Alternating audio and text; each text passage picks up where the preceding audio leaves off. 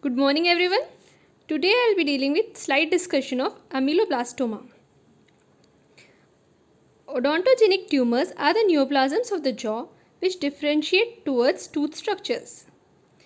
It is classified into three types: benign tumors, borderline tumors and malignant tumors, in which ameloblastoma comes in the category of borderline tumors. Ameloblastoma or adamantinoma is the most common of the epithelial odontogenic tumors, but it is still comparatively rare, comprising about 1% of the tumors and cysts arising in the jaws. It may arise from the epithelial lining of a dentigerous cyst, from the remnants of dental lamina and enamel organ, or from the basal layer of oral mucosa. Age: ameloblastoma appears most commonly in the 3rd to 5th decades, but it has also been described in children. There is no sex or racial preferences. Site: over 80% occurs in mandible, with 70% of these arising in the molar ramus area. The usual radiographic appearance is that of a lytic expansile lesion. Clinical duration may range from a few weeks to 50 years. This is a routine dental röntgengram revealed residual or recurrent cystic lesion. Grossly, traditionally ameloblastoma has been divided into solid and cystic types, but may be multicystic and intraosseous or extraosseous. Rarely it is unicystic. In this photograph, we could see gross appearance of ameloblastoma of mandible. Microscopically, many subtypes of patterns have been described, which are follicular, plexiform, acanthomatous, papilliferous or keratotic, granular cell, desmoplastic, vascular, with dentinoid induction, and two or more types may coexist within the same tumor, and there is little evidence to suggest that one subtype is more aggressive than another. The two predominant patterns are follicular and plexiform. In the follicular type, there is an attempt to mimic the dental organ epithelium. The outermost cells resemble those of the inner dental epithelium of the developing tooth follicle, and the cells are tall columnar with polarization of nuclei away from the basement membrane, that is basaloid.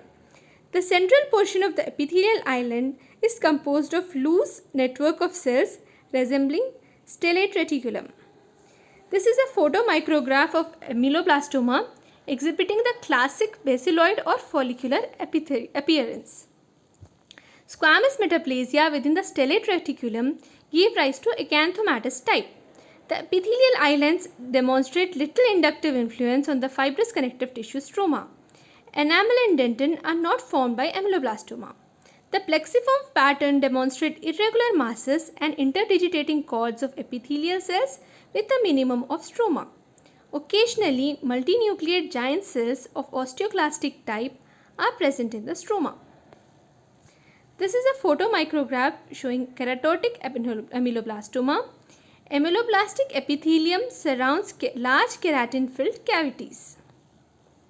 This is a photomicrograph showing granular cell ameloblastoma. Most of the tumor cells have abundant, deeply granular cytoplasm.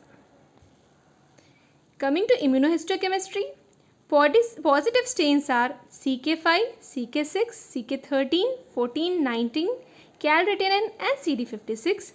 CD13 and CD56 are preferentially expressed in the stellate reticulum-like cells, CK14 and 56 in the peripheral cells, and CK19 in all the cells.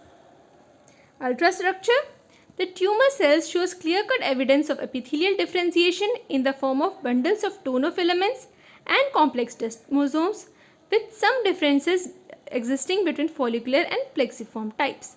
The granular variety shows the same type of lysosomal formation in granular cell tumor in other locations. Coming to spread and metastasis, ameloblastoma have invasive properties and a tendency to recur. Distance metastases have been documented in rare instances, especially to lungs but also to the central nervous system. Now coming to differential diagnosis. Differential diagnosis of conventional multicystic ameloblastoma are malignant ameloblastoma. Here it is identical in histology but with metastasis. Ameloblastic carcinoma. Here we could see variable features of ameloblastoma and the features of malignancy, which include cytological atypia, high NC ratio, and increased metastasis. And ameloblastic fibroma, adenomatoid odontogenic tumor, squamous odontogenic tumor, calcifying cystic odontogenic tumor, dentigerous cyst, variants of unicystic ameloblastoma, and cystic calcifying cystic odontogenic tumor. Differential diagnosis of desmoplastic ameloblastoma are ameloblastic fibroma, squamous odontogenic tumor, odontogenic fibroma, and sclerosing odontogenic carcinoma. Thank you.